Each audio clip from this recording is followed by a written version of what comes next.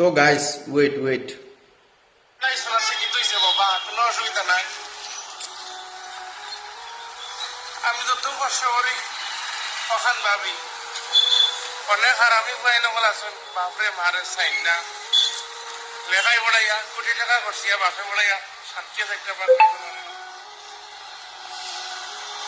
তো বাবা তোমার পুরা গরিব লিখিত হয়েছে। তোরা দেখিয়া যাও এর বাদে তাকে খুঁজিয়া রাখবো।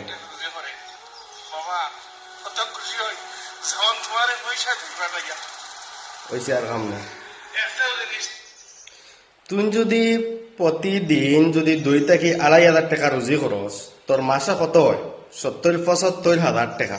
তে তুই গরিব কি লাভে?